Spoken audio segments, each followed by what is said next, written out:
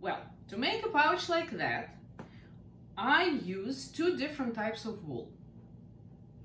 For our today experiment, I picked two colors, brown and blue. You can pick whatever you want. So I use two different types of wool. I use a little bit heavier wool, which is carded wool, and I use more fine wool, which is called wool roving. If you will be shopping for wool, I would suggest you to look for roving merino wool, which goes from 19 to 21 microns is fine, and something a little bit heavier, probably about 28-32 microns can be Corriedale. This is Maiori, it's Italian wool, and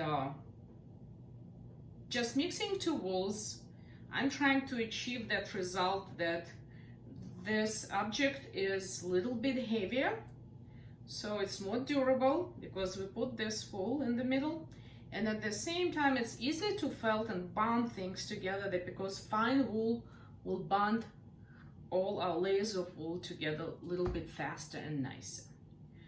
Also, I have my own trick, which I came up with a few months ago.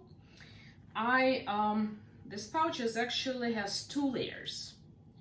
So when I design it, when I put it together, I put it on the template like that, and I felt it like that, but then I folded, and it gets pretty thick and pretty heavy and pretty durable.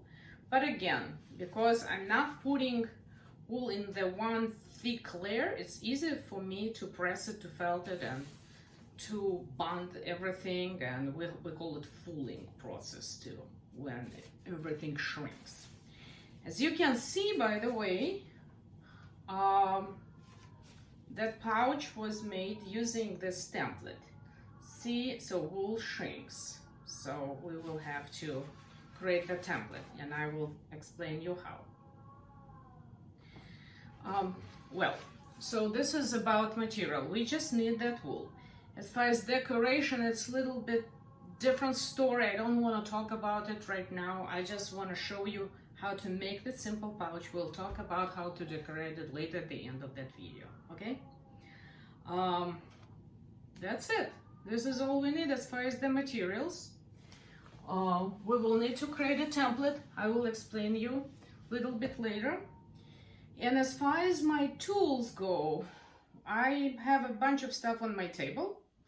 So this is a simple massage roller. This is called felting, sprinkler, which gives you water, but you actually can use just a plastic bottle. Of course, I need something to check the measurements. Towels, garbage bags, gloves, what kind of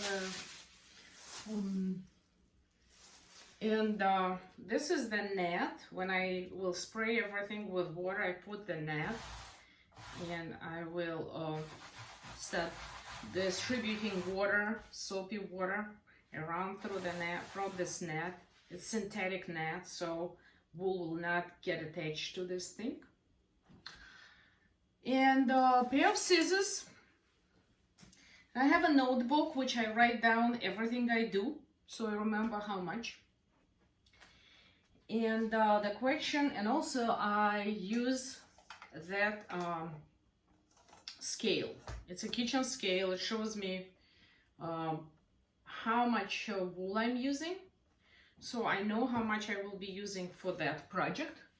So let's try to measure. If I'm going with ounces, it will be just a half an ounce of brown merino.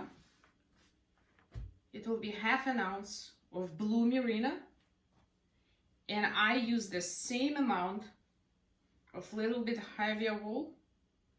Yes, it goes with the same thing. So we need, for this exact project, I will use half an ounce of all this materials.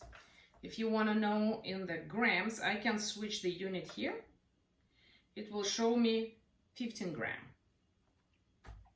Okay, so let's start.